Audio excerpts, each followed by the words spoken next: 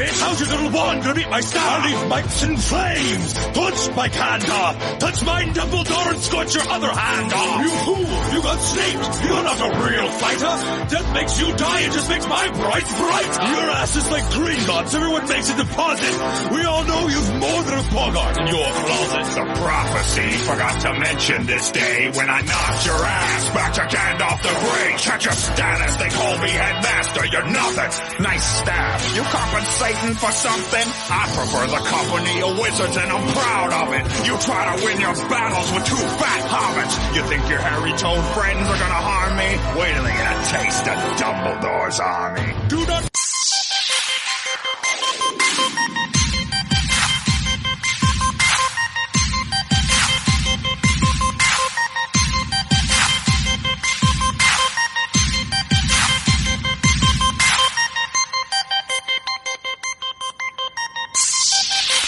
Welcome, everybody, to episode 47 of the Pseudo Nerd Podcast for November 25th, 2016. I'm your podcast host, Josh Kaiser, and joining me in Newt's suitcase today, one of Salem's, second Salem's own, Josh Haddix. What's going on, everybody? And again, no Kyle Hogan this week, so your ears will be relieved again. I was about to say, yeah, I don't know if that's a bad thing or... As it's now 2 weeks. Obviously, he's still down, at this point, by the time you guys will have heard this, he will have enjoyed his Thanksgiving dinner. Maybe doing a little Black Friday shopping or something. I'm sure. I am sure. Do you get into that, the Black Friday shopping? No, I'm not a huge shopper in general. So I don't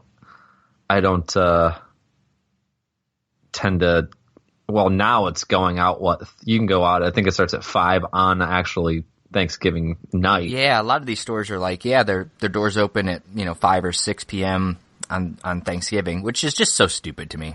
I was gonna say that, I had no problem when it was like midnight, you know what I mean? And then like, one of my family would get together, everyone, if you left at like 10 o'clock or something like that to go get ready to go. But like now people aren't even there at dinner time because they're out.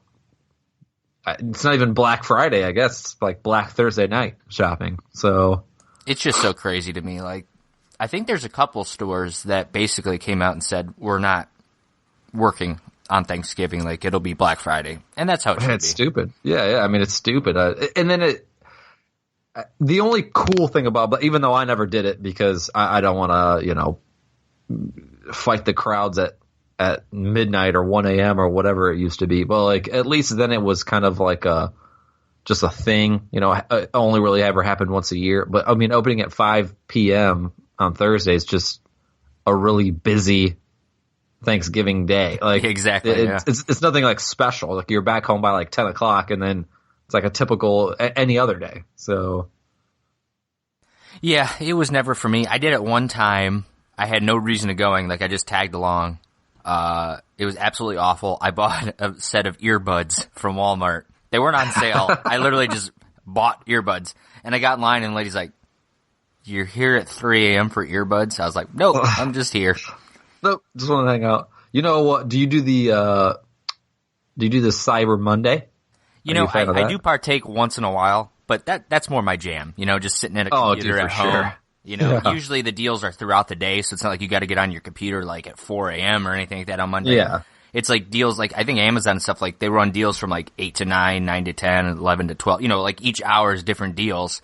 So as long as you kind of know what you want, you can kind of peek throughout the day. I think Newegg did that a lot if you're into like computer parts and stuff. Like that's really the way. That's the way to do it. Spend half your day at the office just buying shit on the computer.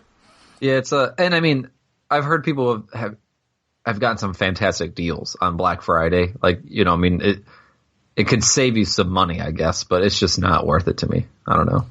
Yeah, so if you're out Black Friday shopping looking for fantastic deals, hopefully you can listen to this podcast to find out about Fantastic Beasts and where to find them as we review it this week.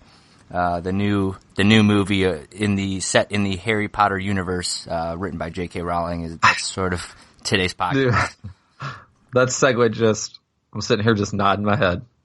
Like, nah, nice. Dude, as soon as you said fantastic, it like piqued me up. I'm like, I got this. While you were talking, I'm a smile and I'm shaking my head. That's what I think about that. So why don't we get into it? Obviously the movie just came out, this past Friday. Killed it at the box office, as though that was any surprise. It's actually gotten a pretty good rating at Rotten Tomatoes. I had heard a couple days ago, I think it was like 80% positive rating. I'm not sure where it's at currently. So we're going to go ahead and review it, kind of give our thoughts and what we liked, what we didn't like, overall thoughts, that whole thing. So before we get into it, Haddix, I think we'll start briefly. For those of you who don't know much about it, it is, J.K. Rowling did write the screenplay. This is her first attempt at writing a screenplay, and I think it shows as we get further into this. It's not based off of any book, that was adapted like the previous Harry Potters were. It's set in the lore of Harry Potter, but it's almost like a prequel, except it has nothing to do with Harry Potter. So if you're expecting to see Harry or his parents or anything like that, you're not going to. In fact, all the characters in it, I think with the exception of Grindelwald, I don't think any of them ever appeared in any of the Harry Potter movies. No, which I think is just because of the time difference. Yes, right? Yeah, so it's right. It's set back in the 1920s. Yeah. I don't know the exact year. I'm sure there is. But it's that Prohibition era. And, it will, as the story progresses, it will lead closer up to, still prequel time for Harry Potter, but at least it'll lead closer to the time period you're familiar with. So that said, it's, different characters, it's a different era, different location, everything, as we kind of break it down. But before we get into it, Haddix, I'll let you start first. What was your brief thoughts and impression on this movie? I tend to like movies like this in general. So I mean, it's not a huge surprise that I enjoyed it because I thought I enjoyed it. Maybe not as much as like the first Harry Potter or the Harry Potter series. But I thought it was a good movie set in that universe that really in no way tried to piggyback off of Harry Potter in the sense of like it was not a cash grab. Potter. Yes, it was not right. It wasn't. It didn't mimic Harry Potter. It wasn't about a boy who was didn't know he was a wizard. You know what I mean? Like kind of like the same. Right. It wasn't rehash story, anything like that. Yeah. So it was a new and fresh story that was in that same universe. So it still gave you that feel a little bit. So I enjoyed it. I enjoyed it for what it was. And I think that it was a good starter or film number one for these prequels, if you will. Yeah, I'll agree with that. I think it is. I think these can only get better as they get further into the story, the kind of the meat and potatoes of the story that I think she wants to tell. And I think it's this. I think as you get further into it, it's to me it kind of reminded me a little bit of my feelings of Lord of the Rings. Because I'll say this: like I wasn't crazy about this movie. There are aspects of it I enjoyed, but there's a lot of it I did not like. And I think part of that is it's her first time writing a screenplay. I think it shows. I think it's a bit of a mess, but I like where it can go, and I like where it, I like where it's heading and where I think it's heading. But to me, it felt a lot like the first Lord of the Rings movie, The Fellowship of the Ring, where it just was, you're trying to establish this whole new universe in some ways. Yes. So you're trying to kind of get that. So there's a lot of that. Let's get this all out of the way and set up for future good movies. And it's, I think it takes a hit in this one, but I think it does. I think it sets up for better things ahead. Yes, so, I agree. I mean, it's a lot of when you're not playing off of any of the characters, basically from the first Harry Potter Yeah, I mean, for all intents and purposes, it is a clean slate with characters. Yeah. It's hard to set that up, I guess, in a 2-hour film?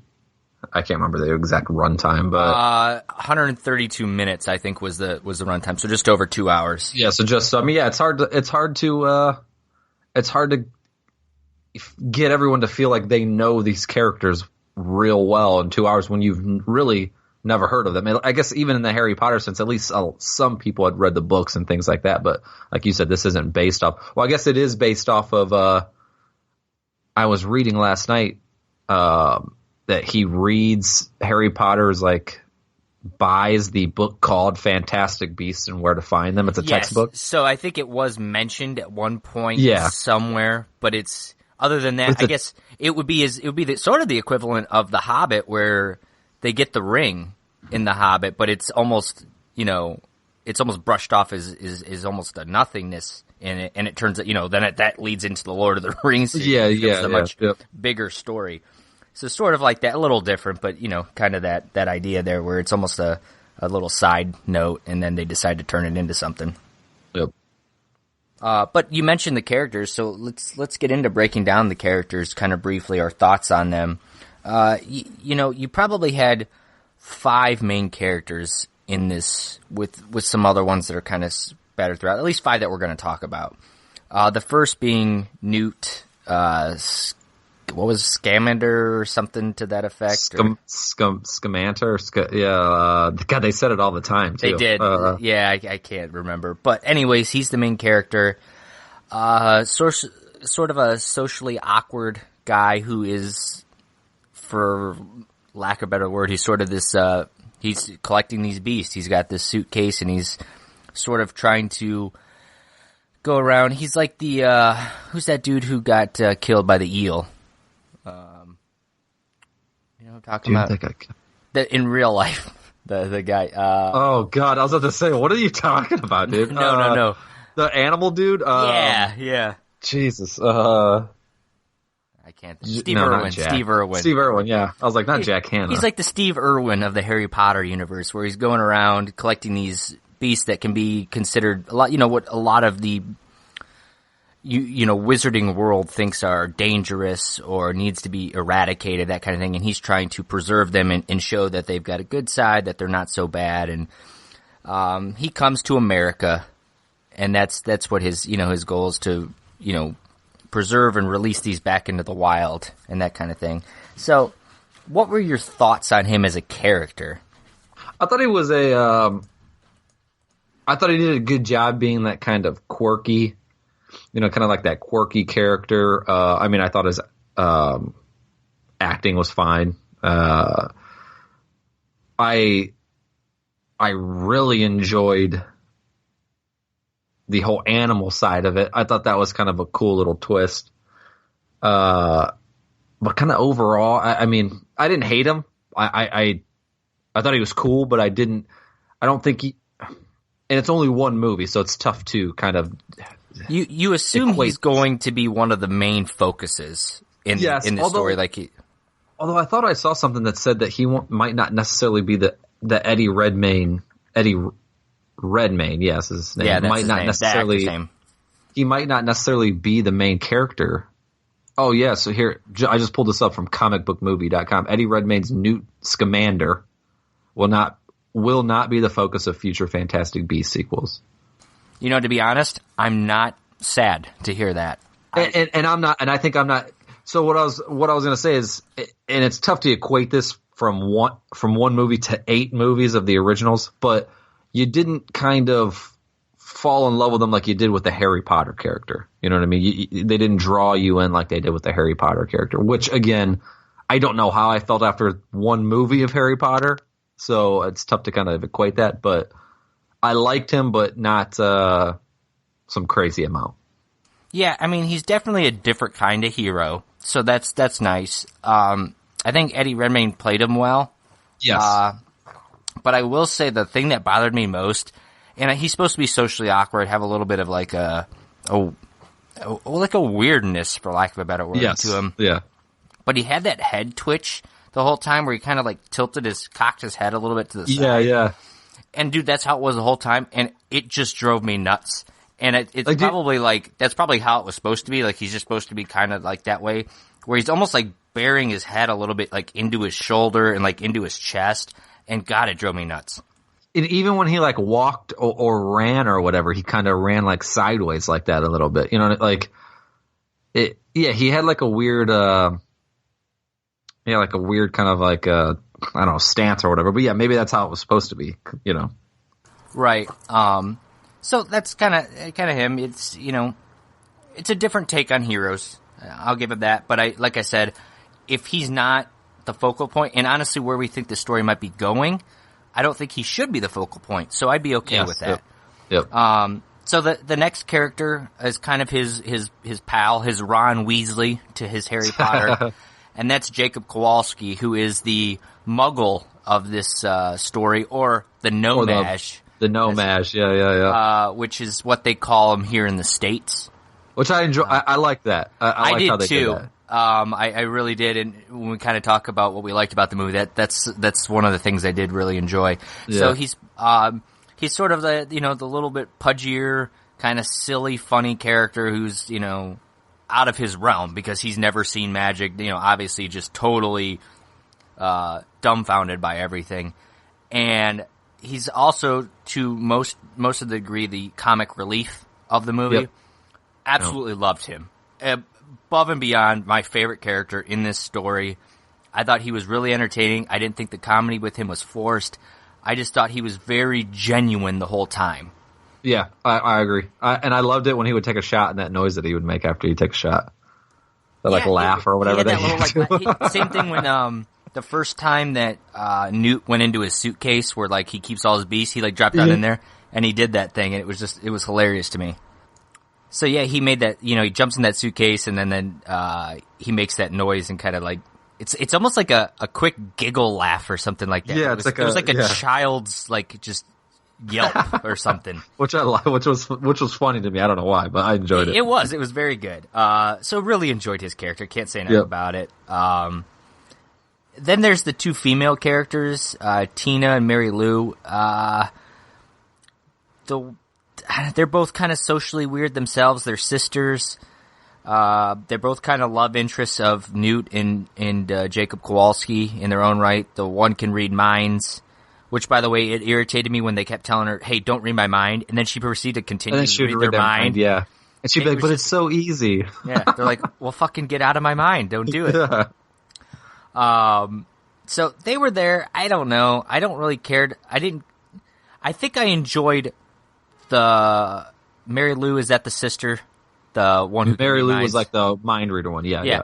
I think I enjoyed her and Jacob's love story a little bit. I thought that was, because especially in America, it's very frowned upon for muggles or no-mages and wizards to, fraternize. So yeah, they kind of hit that home. Yeah. So they kind of have that little bit forbidden, and she's a very attractive girl, and he's kind of not, he's a little bit just kind of a doofus. He's your average Joe. Yeah. So I thought that was an interesting relationship. Tina and Newt, I could give two shits about their relationship. They just felt, and actually I hated Tina's character. I thought she was just all over the board. She's trying to get her job back at the ministry, or not the ministry, the Congress. The Makuza or something like that, wasn't it? That's yeah. It's like a play on Yakuza. Yeah. So, I didn't enjoy her at all. I think she was your tie to Newt getting to the Makuza, if you will. You know what I mean? They had to kind of write that. How does he get, noticed by the Makuza or whatever? And he was her tie to the. He was the tie, or she was his tie to that. And then I guess you had to give Newt something, because other than that kind of little love interest he had with her, him releasing the beast was his only importance to the movie, I guess, until the end. But right, yeah. So I don't know. Is what it is. Yeah, I didn't hate them, but I didn't. Yeah, they were fine, but they weren't. Yeah, I wasn't crazy about them. I actually thought they were kind of annoying, but Yeah. and then I think the last character worth mentioning is the one played by Colin Farrell, who is Percy Graves, I believe is his name.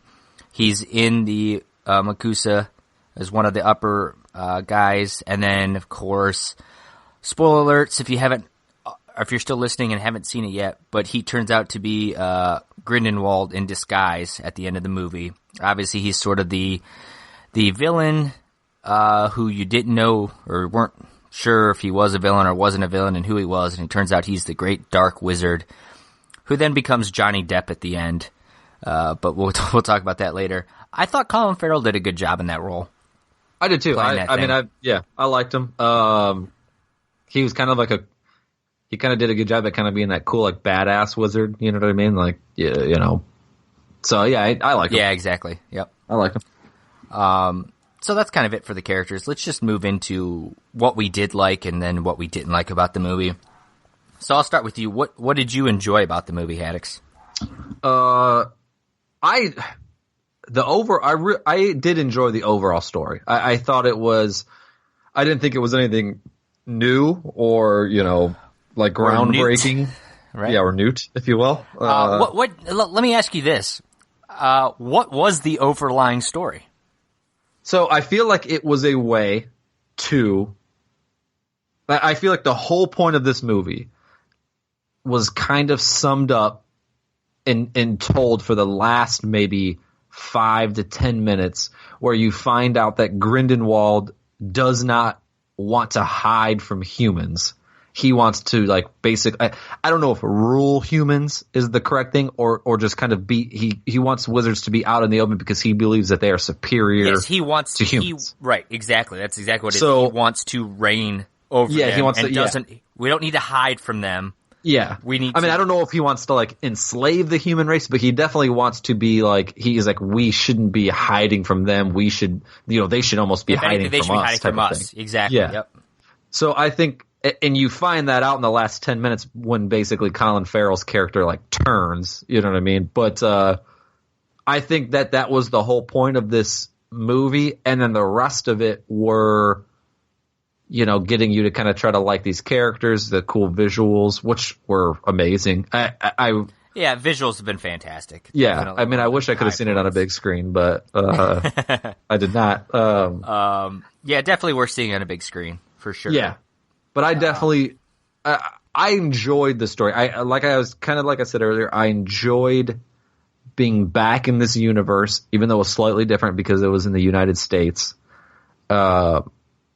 Without them having to focus or talk about Harry Potter all the time, because, you know, then it would have felt kind of like a cheap prequel, like, oh god, they're just trying to kind of keep going on the whole Harry Potter success, which I guess in a sense they still are. Almost what Cursed Child kind of. Yes. Cursed Child felt like a cash grab off the Harry Potter name. On the Harry Potter name, yeah. So I think this was kind of like them trying to say, hey, if you guys, for all you people that loved Harry Potter, this is something you might also like, but it was different in its own right, and I really liked it. Yeah, for me, the big thing that stands out is the setting and that, you know, it was a different world, and it brought up an interesting thing, and I never really thought about it when I was first watching and reading the books early on, and it wasn't really until this last time when we did our Wizarding World podcast. Before then, I went and watched all the movies again. And during the Triwizard Tournament, you know, they bring students from other schools there. And, you know, you assume the one school's like from Russia and the other school's like of girls is like from France or something like that. Yeah. So you start to think, like, I guess initially I thought when they took this train to Hogwarts and they went to that other world, like, it was almost like that was it. When they went there, that was like the tiny little world. You're right. And that's the Wizarding World. It's like an alternate universe where that's where they're at. But really, it's like they're just in a hidden area of England, and they're in a hidden, you know, the girls are in a hidden area of France, and then a hidden area, and you start thinking, like, wow, it's actually globally, you would think a Wizarding World that's just hidden from, you know, humans' eyes, that kind of thing. So then it starts to make you wonder, like, oh, I wonder if there's wizards in Australia, wizards in Africa, you know, the United States. And so what I really liked is they said, yeah, there are wizards all over, and here's the wizarding world in the United States, and here's how they're handling it. Because it's still, it's kept separate from the other wizarding worlds, just like governments and things like that back in, that time period. So it's a time and that's the second thing I like it's a time period, it's Prohibition era, United States, and you're learning the wizarding world from that aspect. You're seeing, they have the no-mage terminology for humans that aren't, don't have wizard powers.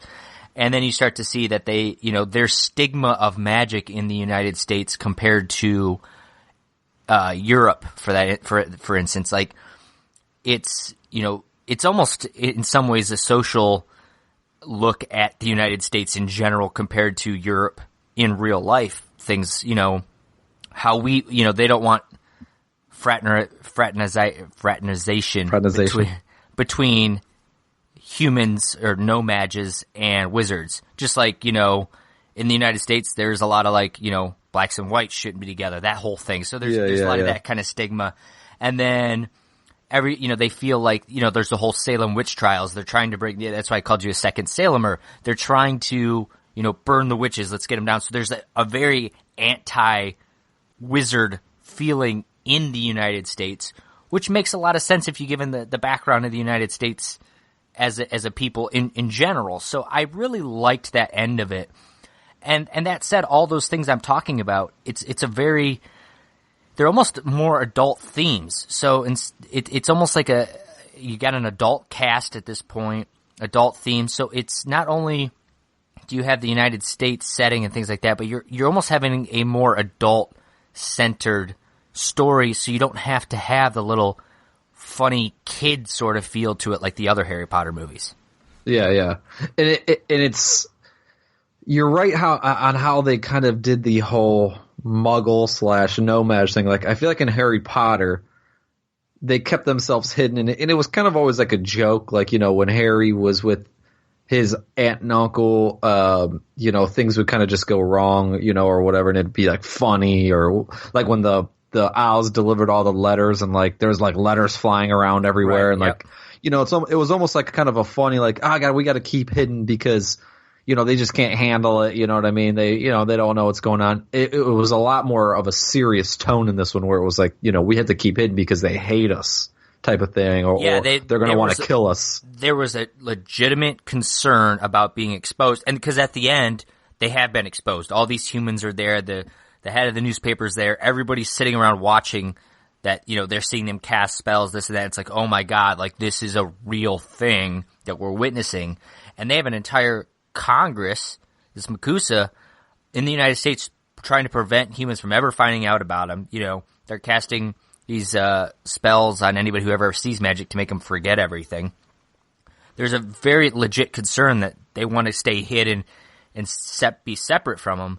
So it's, like you said, it's not humor. It's more, there's a serious feeling behind it, a serious tone behind it. So it's definitely a much different, probably a little more adult feel to the movie, which was nice. It really, yeah, it really was. I mean, no, I'm not saying I wouldn't take my kid if I had a kid, because I don't think there was anything bad, or overly scary or anything. No, not at all. Yeah, no. But yeah, I mean, it definitely wasn't. You didn't feel like you got out of a kid's movie after watching it, right? You know what I mean? You just thought you wanted this movie. Yeah, you don't have the kids, so like. It's nothing scarier than you saw in Deathly Hallows, by any means. Yes, exactly. Like that. Yeah. But I think there's a lot of stories and kind of overlying tones and themes that children probably aren't going to understand. Yeah. Yep. And that's fine. You could take a kid to it, and they'll probably enjoy it. They'll laugh at some of the funny lines. They'll see the beasts and think they're funny or cute or that kind of thing. But then outside of that, there's a story there that's more adult themed. So it definitely, I think, as we've kind of pressed the point a few times here, but it definitely is different. It's a much different story from Harry Potter. And I think we both appreciate that it's not just a rehashed story done again. Yes, agreed. Was there anything else that we haven't touched on there that you wanted to mention that you enjoyed about this movie? I think that was, the visuals again, real good. No, I think that was kind of it. Okay. So let's move into what we didn't like. And for me, like I said, as we kind of talk, it sounds like I'm very positive about the movie, and I walked out of it very much more negative, and I think I've toned myself down a little bit as I thought about it more and things like that. But for me, the story felt like a mess. And I make the joke that if Zack Snyder directed this, people would be ripping into it. But because it's not a Zack Snyder directed film, everything's fine. Because it felt a little bit like that Zack Snyder thing where, for me, the movie I felt like I was in that movie theater for 3 or 4 hours. It's a 2-hour movie, and it just felt like it dragged on at parts. And I think it was because she basically wrote a novel and moved it. She basically wrote a novel in a screenplay format. She's not a screenplay writer. She's a novel writer, So what she should have done is wrote a novel and then had them adapt it for a screenplay, because she includes a bunch of stuff because she's like trying to develop the story and it's going on. And it's like, hey, you've got 2 hours to make this movie. Why don't you focus on the things that are important to the movie?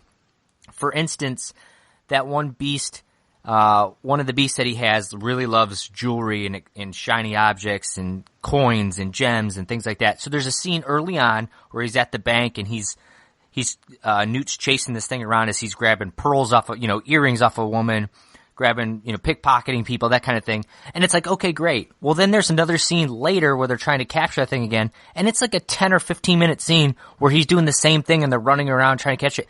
And then, it just felt out of place and it felt too long, and it's like been already done in the movie. And then again, Newt, part of the movie is Newt collecting these beasts that escaped. Well, the movie, let's be honest, the movie is no longer about him collecting beasts, and I felt like they didn't need to show you him recollect, then they chase after that rhinoceros looking, beast. And they do that. And it's like, there's 20 or 30 minutes of him and Jacob running around collecting beasts that literally have nothing to do with anything other than that's, I think she was like, oh, I called the movie Fantastic Beasts. I better put beasts in them. But it felt very unnecessary to the movie's overall plot and where it was trying to go forward. Yeah, I guess the only thing is the only thing that maybe I don't know what she was trying to accomplish. Obviously, I haven't spoken with her, but you haven't? Are you guys getting together for Thanksgiving dinner? Yeah, it was. I was waiting till I watched it before I talked to her. You know what I mean? Makes sense. So yeah, you don't. Yeah. I actually got to call her when we're done here. I call her Riles. Me and Riles. We gotta. Okay. We gotta heck up. So. Yeah. Okay. That makes sense. Yeah. We're on. It's a little catty nickname I got for her. But anyway, so when her and I talk, I'll ask her. But at one point in the movie, the one character, what was her name? Tina, makes a comment like, you need to collect all these beasts. That way they can't keep blaming you for they almost seem like the thing causing all this destruction is one of the beasts that got loose. That's true. I'll give you that they did make that. So she makes that comment at one point like, you need to make sure you collect all your beasts. That way they can't keep using you as like a scapegoat. Like, oh, this dude just let all his beasts out of the thing. That's what's tearing up New York City. You know what I mean? So, but I will give you the fact that it had nothing to really, other than that mishap where they think it's beast. It has nothing to do with really the overall. That's fine. They could leave that in there. Do they need a scene of them collecting 3 different beasts at that point? No, I'll give you that. Or if you want to show the fact that multiple beasts got out and it wasn't like just one, maybe it's a 10, 15 minute montage of him. Yeah. You see him getting the rhinoceros back in there, and then he gets that little jewel thief again. And then they cut to that last scene of them collecting the last one who was like invisible. That big snake. And they, yeah. So that exactly. would have been a little more understanding. But I felt like it was 30 or 40 minutes of film of them collecting those 3 beasts that really didn't need to be that 30 or 40 minutes. I'll give you that. At the end, once you find out where it was all going, it definitely was. again, I don't know if pointless is the right word, but it definitely did seem overplayed that was what the whole movie was based on. But maybe they did that on purpose. Maybe they thought they were going to throw a twist at us once, like, oh God, it's not a beast that's actually doing all that. Like one of those types of thing. So that's another thing. You bring up twists. It's a great segue because there are a couple twists in this movie, and I personally found them all very predictable. That said, I went and saw this movie with my girlfriend, and she didn't see any of it coming. So I don't know what that says about her, or maybe I'm just overthinking it. But the two big twists, I guess you could say, in the movie was the Obscurious, who is actually this repressed, if you're a child and you have repressed magic for whatever reason, you're not allowed to use it, you're not open, you're not accepting of your magical abilities. This Obscurious kind of creature is formed and can rain destruction because the child can't control it, this and that. The whole time they're hinting that it's this girl, that's being repressed, this 10-year-old girl. They keep saying, it's a girl, it's a girl, it's a girl. Oh, it turns out it's the girl's, I don't think they're actually related brother, but they're it's her stepbrother, adopted brother or whatever. Turns out it's him and he's 17 years old or something like that. It's like, oh, that's a big shock. Well, I felt like it was one of those typical, hey, look at me, look at me, look at me, this is what it is. Oh no, it's actually this over here, which is almost like, it's so predictable, it's so forced that like that's what it is, that it's not going to be that. I don't know. If I would have watched 15 minutes of that movie, and I'm not tooting my own horn here because I think I kind of agree with you. I think I could have guessed that Colin Farrell's character, and that was Ezra Miller's character for all of you that don't know, the Flash, right? That's Flash's true. character. I could have guessed that they were both bad or something was going to happen. Like, because Colin Farrell was kind of this like dark, kind of guy, like, and you're like, oh, something's going on with this dude. You know what I mean? Like, I don't know what. Yeah, like, I didn't know he was Grindelwald, but like, I was like, that's something's the one thing I'll say. Dude. So that's twist number 2 is, when they finally catch Colin Farrell, like, who's supposed to be this good guy. And let's be honest, 5 minutes, 10 minutes into any of his scenes, you knew that he was not good at the very least. Something was going on. Yeah. Now, maybe you don't think it's Grindelwald. Maybe you think it's one of Grindelwald's followers. I'll give you that one. The twist at the end, all of a sudden it's like, hey, it's not Colin Farrell, it's Johhny Depp playing Grindelwald.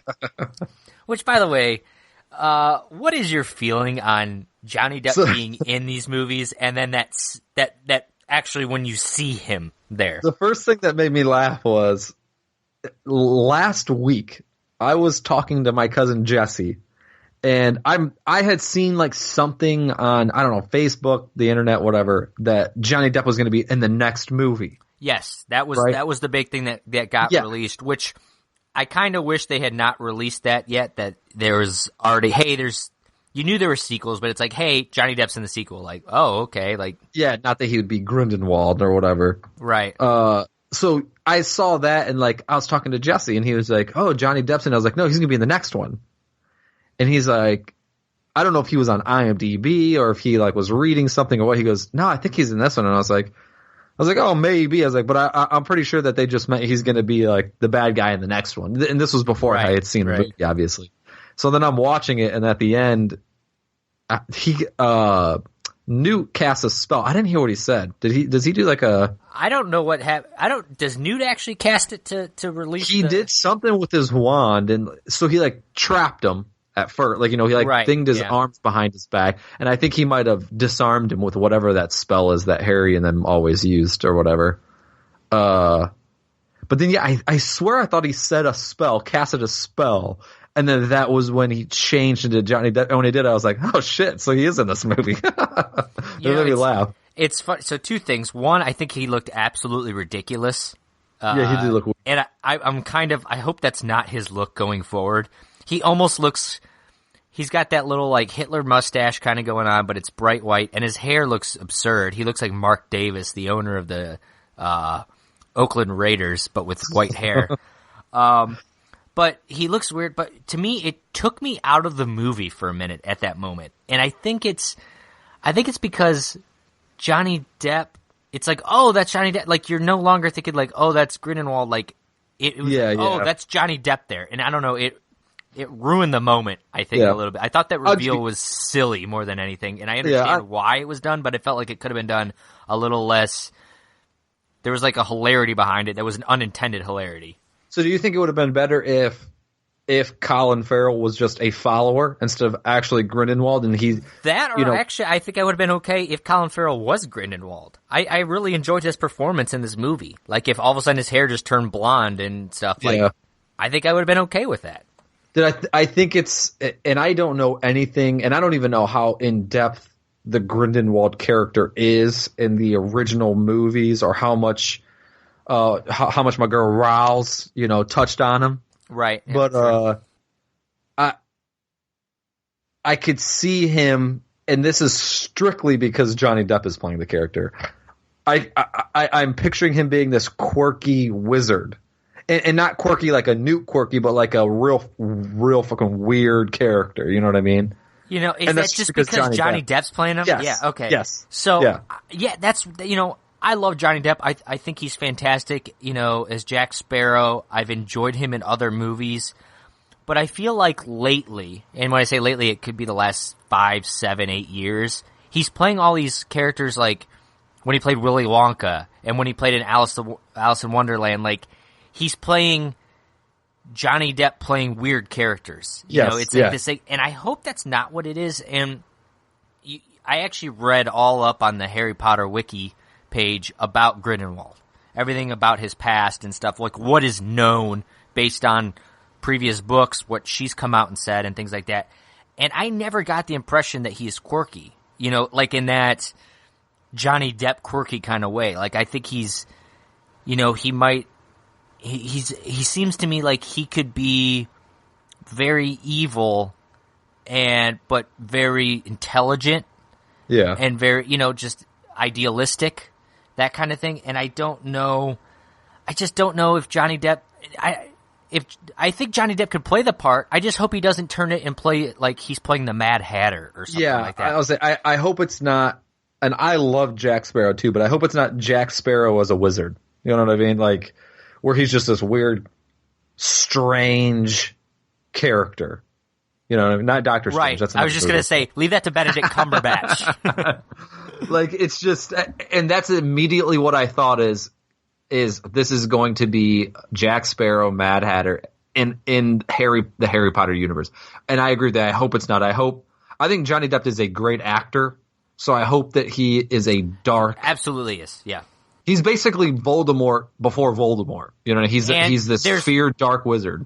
There's arguments right now. What they basically said, from everything I read, is Grindelwald and Voldemort are apparently very close in their wizarding power, and there may not be anybody stronger than them. Dumbledore's kind of like right up there, but those are like the three strongest, the three big ones that are known, I guess, as far as that kind of thing. And then with Grindelwald and Voldemort, they're they embrace the dark arts, so that could make them stronger in some ways. Yeah. But so I hope because and we can get into this in a little bit when we get our theories, but basically probably one of the final moments in this series of movies is going to be Grindelwald versus Dumbledore in this epic, battle that they'll have, this duel. Did you read anywhere? And because I only saw this in one place, so I don't know if this was confirmed by J.K. Rowling, by the studio, whatever, that there's going to be 5 of these total. No, I did not know that. I saw you put that in our show notes. I have not heard that. I guess I kind of thought there would be 3. So if there's 5, maybe, but maybe there's 3 stories and then the last one's going to be 2 parts, something like that. I could see. I don't know. Yeah. We'll see. Because I read that it was 5, and then, like I said in the notes here, that the last one will end around that 1945 year, which from the Harry Potter movies we know is when Dumbledore, battled Grindelwald and beat him and got the Elder Wand. Because Grindelwald right now has the Elder Wand. I found that out on like this little wiki page I read, and that's when Dumbledore gets it because he defeats Grindelwald. So I was curious if you saw anywhere that it was going to be 5 movies, because I didn't know that. I quick Google, just a how many Fantastic Beasts movies, and the top one says everything we need to know about the next 4 movies. But then something else says there could be a trilogy. So I don't know if it's been confirmed. It probably does. It'll probably be largely. There's a couple of them say 5 movies, so maybe there will be 5. Yeah.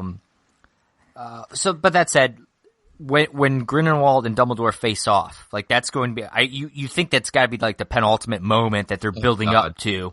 Yeah. And it's been talked about and hyped throughout books that was the greatest duel between 2 wizards, was that fight. So, sort of like that Infinity War in some level, like you're building up to that, you want that to be an epic fight. Is Johhny Depp going to be able to be the guy to give you that ultimate fight? Like, it just doesn't, it seems very out of character for a guy that has played so many characters. Does that, yes, you know what I'm saying? Yeah. I could see Colin Farrell doing it because I thought he did a good job in this movie. This movie he did, yeah, exactly. Like during like the battling scenes, just like he looked real serious and like, even though they're casting magic, I don't know, something about him, he looked badass. You know what I mean? I mean, that's the thing. I could see him dueling. You see some of these duels in the previous movies, and they're basically just holding their wand. They're obviously all the effects and stuff are added in later, so they're holding their wand like menacingly, trying to look like they're really trying to force it out. Even the Harry Potter Voldemort like duel was kind of, to me, the best duel in the original Harry Potter movies was Dumbledore and Voldemort when they're I think it's Order of the Phoenix, and and they're using that and they're kind of using, it's almost like using the Force, and they're like throwing shit at each other too. So that's what I was going to ask you real quick is, did you notice that they did more of that? There wasn't as many spells cast or said. I did notice it's less spells in this one. But one of my, and probably my last gripe, is I feel like they used magic conveniently in this movie. Like when they needed to use magic, they used it, and then other times, like for instance, when they threw that cockroach across the room into the teapot, why didn't they just use a spell to summon the cockroach over to him, and put it in there? Yeah, something like that. Yeah, you're right. Or when he was chasing after that jewelry thief beast, and he eventually uses a spell to drag him over to him. Why didn't he just do that from the beginning? There are moments like that where it's they forgot to use magic, and then finally okay, I'm going to use magic. So there was definitely some of that in there for sure. Yeah, that's true. That's true. But that was probably the big gripes for me. And like I said, the biggest one was just the story. I felt like it was her first time. It was her first time writing a screenplay, and I think it showed. So I hope going forward there's definitely more to it. And there's definitely, maybe she gets a little bit of help. Somebody, she gets somebody to help adapt it to a screenplay for her. And I will say, that there's some excitement for the future, definitely. Oh, definitely. Yep. How about you? Any favorite moments or least favorite moments or anything that we haven't discussed that you want to touch base on? I think least favorite, I would have to agree. I mean, not to retouch on it, but I think if I had to say my least favorite moment, it would be that kind of that reveal that it's Johhny Depp, and it was strictly very just silly. Yeah, and it's also strictly based on, it made me think of Jack Sparrow as a wizard, which it's funny. It might not. You thought Jack Sparrow, I thought Mad Hatter. Willy Wonka or Mad Hatter. Yeah. Or Mad Hatter. It was. I think because it was Johhny Depp, it just took you out of the moment. And it's probably unfair to them and to Johhny Depp, because Johhny Depp, like I said, we've enjoyed a lot of Johhny Depp's movies. Oh, God, and a lot of his older stuff, he was great, and it was it feels like just lately he started playing these zany characters, and maybe it's Tim Burton's fault or something like that, but it just takes you out of the moment. It does. And it could be, he could be fine. He could be, as a matter of fact, he could be great in the next movie or something. He could be fantastic, right? Damn it, dude, if that was a closing, that'd be perfect. You know what I mean? Yeah, well, But yeah, I think if anything, and then as far as a favorite moment, I don't know if I had a particular scene or anything that was my favorite, but I did enjoy the movie overall. So one scene I'll mention quickly. There's a couple little Easter eggs they mention. You hear Dumbledore's name, you hear the strange name thrown around, and there's a Quidditch comment. But for me, my favorite moment was really at the end. Well, first of all, I thought it was stupid that all of a sudden one of his pets is able to mind erase every human that's every nomad that's walking around New York City, sort of a la Men in Black 2 when they flashed the entire city with the Statue of Liberty. Sort of that effect, which I thought it was stupid, but it is what it is. But I enjoyed when basically this rain comes down and it's going to wipe the minds of every nomad. And Jacob, who's sitting here and he's developed a friendship with these guys and kind of a love interest with the girl. And there's this whole moment and he walks out, eventually walks out into the rain, accepting his fate that he's going back and forgetting all this that he just, all these friends, it seemed like it was the best thing that ever happened to him and to these characters. He walks out there and it's a very touching moment. Again, I think this guy killed it. And I think that scene was just a very touching scene, and I really enjoyed that moment. Yeah, they did. I like the whole when Newt was like, you're my friend, or whatever, and it was very touching. It was very touching. Yeah, exactly, because you could tell that neither of them really had friends, especially. Yeah, Newt. They're both weird. Yeah. And Newt basically his friends were the animals. Like he was big into that. Like that was his social life, was the animals. That was his life, and he let Jacob into it so quickly. And you could just tell that they were, there's a good bromance. There definitely was. So we'll kind of wind things down. Obviously there could be up to 5 movies in this then. What are your thoughts, theories, or predictions going forward? Or what do you think they're going to touch base on? What do you hope that they touch base on? I think obviously we all, I don't know if it's officially been said, but I think we all assume it's going to be the whole Dumbledore thing, and let's say the 5th movie, if that's what it is. Right. But between now and then, I don't Rosie know O'Donnell movie. What does that have to do with anything, dude? Is that really a movie called Between Now and Then? No, just Now and Then. I'll say, dude, I've never even heard of the movie Now and Then either. So yeah, it had Christina Ricci, and it was like one of those like. The girls were all like Christina Ricci and a couple other girls were young, and then they grew up and they became like Rosie O'Donnell and a few others, and it's just their life story. But anyways, we'll review that on a future podcast. There you go. It's like from the early 90s.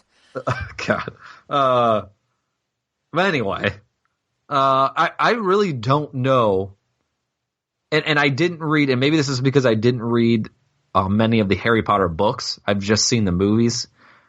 So I don't really know what to expect between now and then. The only other thing that I did read in that little wiki where I saw that it was going to be, 5 movies and all that, was that Tom Riddle also graduates Hogwarts in the same year that Dumbledore fights Grindelwald. So there could be movies with a young Tom Riddle at the school. I hope they don't concentrate on that because it'll again be a young boy at Hogwarts, right, which is basically Harry Potter. But I could see them maybe flashing to that. Maybe that name pops up, stuff like that. But other than that, and that's because I read it in that article, I don't know what to expect. I don't know if there's wizards that were mentioned, does Severus pop up at some point, stuff like that. I'm not sure what to expect. You got to imagine that even Severus and stuff are very young, right? So, well, I guess how much older is Dumbledore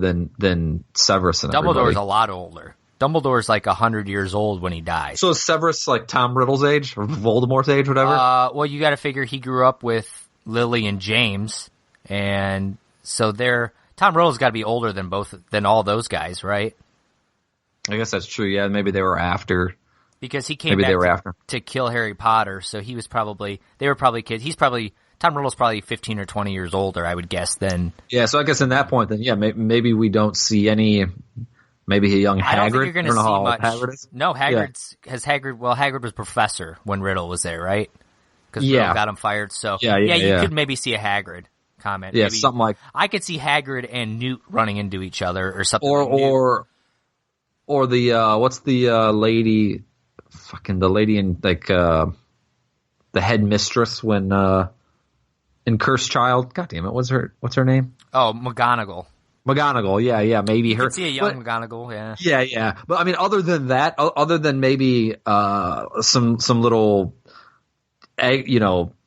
Jesus, Easter eggs. There you go. You know, from that, I don't know what to expect. I really have no idea. Yeah, I mean, I've read a little bit of the background on Grindelwald.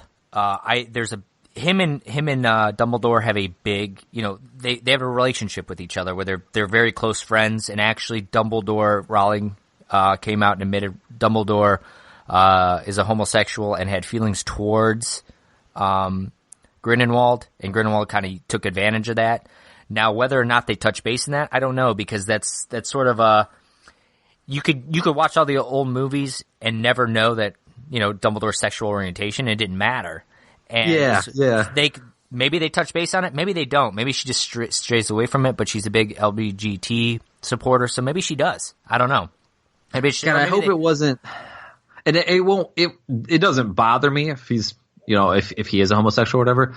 But I feel like his character is that, at least a Dumbledore from the originals, is that character who kind of like transcends all that. Yeah, and maybe like that's what maybe she just uses it as a way as like Dumbledore and him are very close, and he gets taken advantage of. By just being friendly with him. So they could not touch base on it. They might, I don't know, but that's something to keep an eye out for. It'll be interesting. It's almost like a Yoda, like yeah, right. I don't care. You don't care, his, right? Exactly. It doesn't matter. You know? Exactly. Yeah. So that's one, you know, thing. Dumbledore. They're going to cast a young Dumbledore if they haven't yet. That's going to be a very interesting thing to see. And I'm really, at the end of the day, if they make 5 movies and they build up to this fight between Dumbledore and Grindelwald, honestly, there's a chance that this series at the end of the 5 movies could be better than the 8 Harry Potter movies. Oh God, yeah. I mean, because I wonder where Harry ranks in strength or how powerful he is with Dumbledore and stuff. You know, or you got to figure he's up there, but he's probably, by the end of Deathly Hallows, he's by no means anywhere near them. Yeah, I mean, he's not as old. Yeah. I mean, I agree with you. I think if they go the right way, so how soon do you think Dumbledore's in the next one? Do you think they start getting absolutely? I think Dumbledore's in the next one. He already got his name mentioned in this one as he's a professor of potions or something like that. I think. Yeah, Hogwarts. Yeah. So you gotta figure that there's some of that, and the relationship between Grindelwald and him is it's definitely going to start coming into play. So, yeah. And I hope that becomes more of the focus, is the Dumbledore Grindelwald story and less the Newt story. Yeah, this was kind of it set you up basically to find out who Grindelwald, because we already know who Dumbledore is. So this kind of led us into, you know, who Grindelwald is and all that. So it'd be fun. Before we head out, recommendations. We kind of said we're going to start doing this. It was Hoagie's idea, and even though he's not here, we'll bring it up. And, is this a go in the theaters and see it, rent it at home, or catch it on USA with 14 hours of commercials? I think from a visual standpoint, I wish I would have seen it in the theater instead of how I watched it. Just because I think visually it probably was really cool, which I guess you could speak to more. Story-wise, I don't think it's anything that blew my socks off that I'd have to go see right now. So maybe wait till video. But I think it's something that especially Harry Potter fans and collectors would want to own the DVD or Blu-ray anyway. So, you know, maybe buy it when it comes out on Blu-ray. Yeah, I think I'll say this. If you're a fan of Harry Potter and the Harry Potter world, that kind of feeling, go see it in theaters. If you are a casual fan, you've watched the movies with a significant other, you've caught them on TV and you enjoy them, wait till they come out on TV or DVD or something like that and watch them.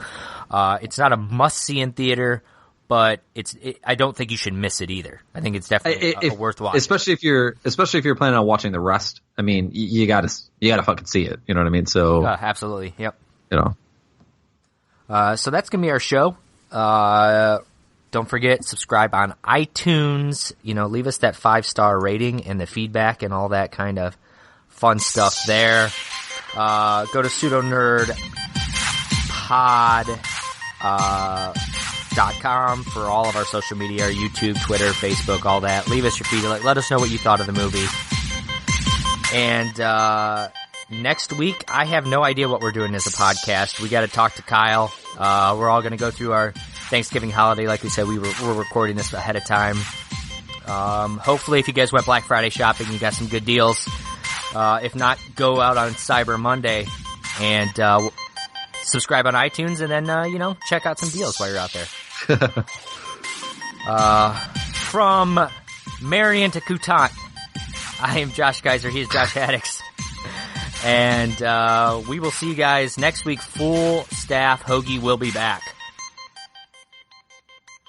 Yay. Right. See ya. Have a good Friday.